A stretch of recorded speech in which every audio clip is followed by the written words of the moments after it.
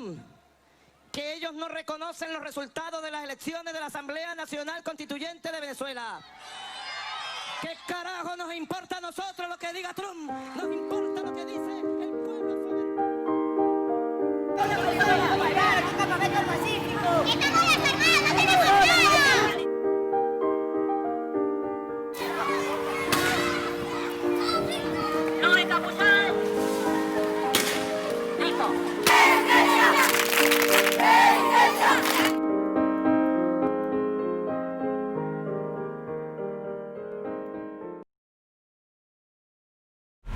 Hi and Assalamualaikum. My name is Nur Alifah Najwa binti Ahmad Fazil.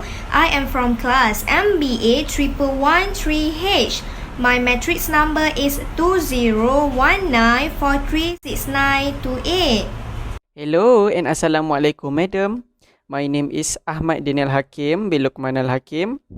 I'm from BA 1113H. My matrix number is 2019 216-818. Hi, Assalamualaikum. My name is Rabiatul Adawiyah binti Hamizi. I am from BA 1113H. My matrix number is 2019228344. Lastly, my name is Luqman Hafiz Berzahan, class MBA 1113H. Matrix number 2019440-452. Unemployment is one of the major problems across the globe, which almost all of the countries are facing it. Unemployment means produce unemployed people. It occurs when people who are in the working age group and are able and willing to do work but are unable to find one. Unemployment represents the number of people in the workplace who want to do work but are unable to get job. Unemployment is often used as a measure to gauge the health of the economy in the country. Meanwhile, inflation means a rise in the general level of prices in any economy. It's defined as a persistent and a sustained increase in the aggregate or average price level of goods and services in an economy.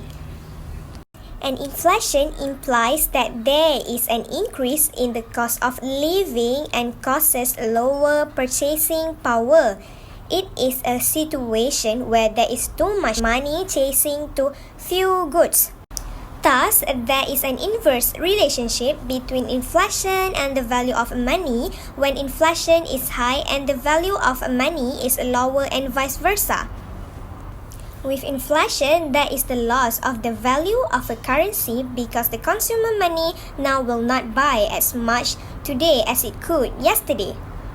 Venezuela. Once the richest country in all of Latin America, it is now home to the greatest economic downturn for a single country in modern times. In terms of countries that had it easy, Venezuela by all counts should have been top of the list. It is home to the largest oil deposits in the world, easily beating out typical oil giants like Saudi Arabia, Kuwait, and the United Arab Emirates. But they squandered it. A lot has been said about the political issues surrounding the downfall of Venezuela. And don't get me wrong, there have been plenty of political issues. But in this video, we will just focus on the fundamental economics behind Venezuela's... Right now, it's my turn to talk about the background of inflation or unemployment of Venezuela in South America. Hyperinflation in Venezuela.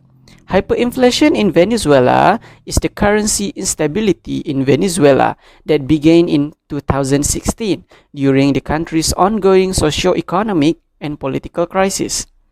Venezuela began experiencing continuous and uninterrupted inflation in 1983 with double-digit annual inflation rates. Inflation rates became the highest in the world in 2014 under Nicolas Maduro and continued to increase in the following years, with inflation exceeding 1,000,000% by 2018. In comparison to previous hyperinflationary episodes, the ongoing hyperinflation crisis is more severe than those of Argentina, Bolivia, Brazil, Nicaragua, and Peru in the 1980s and 1990s. and that of Zimbabwe in the late 2000s. In 2014, the annual inflation rate reached 69%, the highest in the world. In 2015, the inflation rate was 181%, again the highest in the world and the highest in the country's history at the time.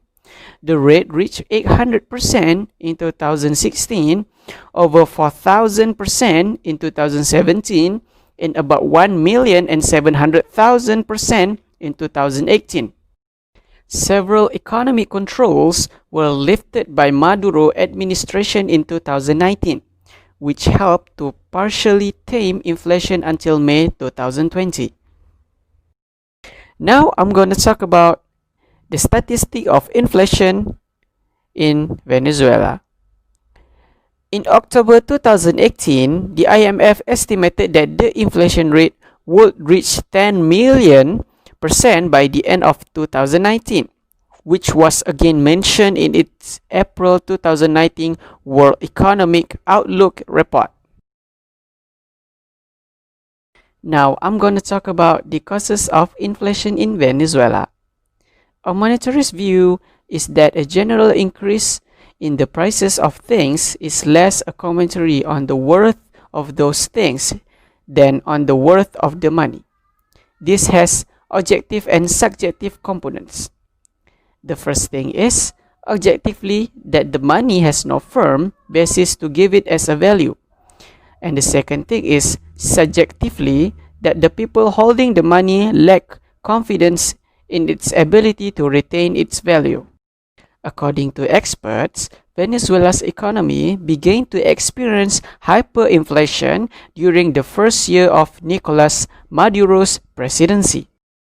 President Maduro has blamed capitalist speculation for driving high inflation rates and creating widespread shortage of basic necessities. He said he is fighting an economic war, referring to newly enacted economic measures as economic offensives against political opponents who, according to Maduro and his loyalists, are behind an international economic conspiracies. Maduro has been criticized for concentrating on public opinion instead of tending to practical issues that have been warned by economists or creating solutions to improve Venezuela's economic prospects. Venezuela's crisis has been marked by corruption, hyperinflation, one of the world's highest homicide rates, food and medicine shortage, and the largest immigration in the recent history of Latin America. According to the UN Refugee Agency, the biggest problem facing Venezuela in their day-to-day life is hyperinflation. On 7 March 2007, the Chavez administration announced that the Bolivar would be revalued at a ratio of 1,000 to 1 on 1 January 2008 and renamed it the Bolivar Fiat in an effort for facilitate the ease of transaction and accounting. Responding to double-digit inflation, the new name is literally translated as strong Bolivar.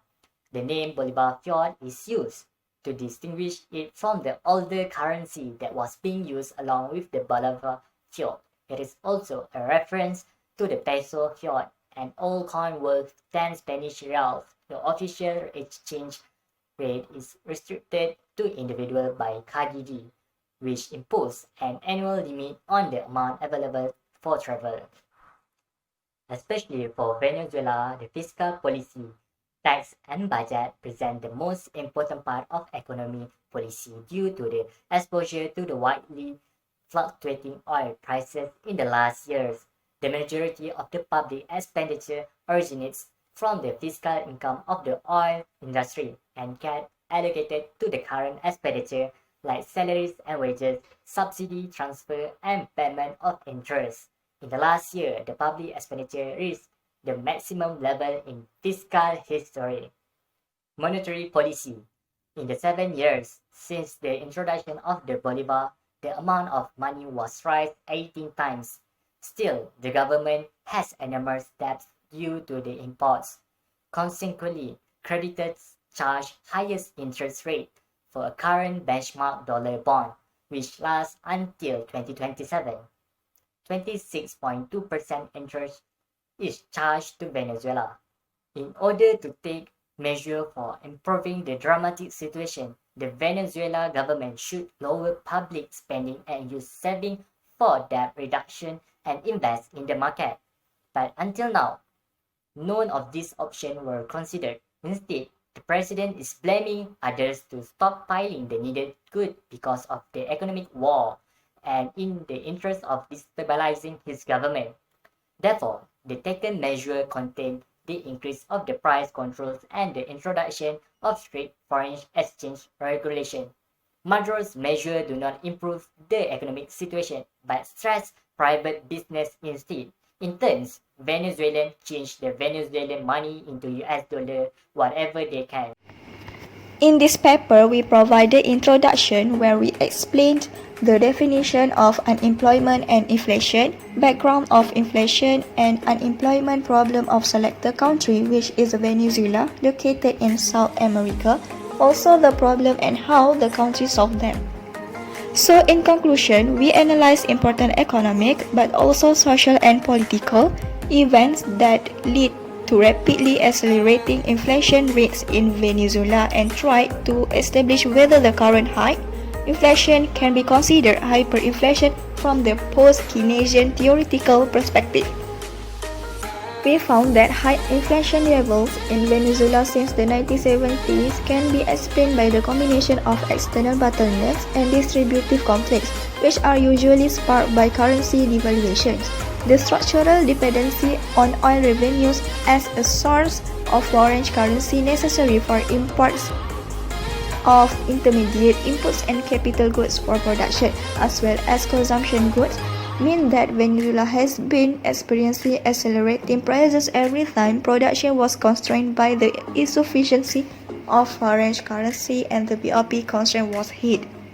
This in turn induced devaluation pressures and led to prices hikes due to higher costs, which fueled the inflation further as workers opposed to falling purchasing power and demanded higher nominal wages, inciting a devaluation inflation spiral. While this dynamic has been present since the 1970s, what sparked the most recent inflationary episode was the dramatic increase in the parallel exchange rate at the end of 2012, driven by the devaluation expectations, which eventually determined the devaluations of the official exchange rate. In addition, an external shock coming from a massive fall in oil prices at the end of 2014 worsened the external position and fueled further devaluation expectations, leading to a rapid increase in the value of the black market rate for dollar. This in turn has translated into accelerating rates of inflation as the authorities reduce the provision of foreign currency. While the confidence in the bolivar has been markedly decreasing since mid-2015, the currency substitution is prevented by the exchange controls. Although savings are held in dollars and for certain goods and black market goods, the dollar is used as the unit of account, the payments are still done in the local currency.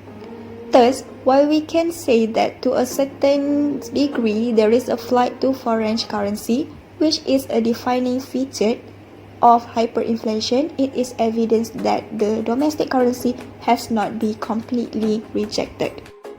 The particularity of Venezuela's exchange policy means that classifying the current period of rapidly accelerating inflation rates as hyperinflation from the post-Keynesian perspective remains ambiguous, as exchange controls prevent the full substitution of the bolivar with the US dollar. If the government decides to remove the currency controls and let the official exchange rate float, we could expect a run to the foreign currency and a full substitution of the domestic currency with the dollar.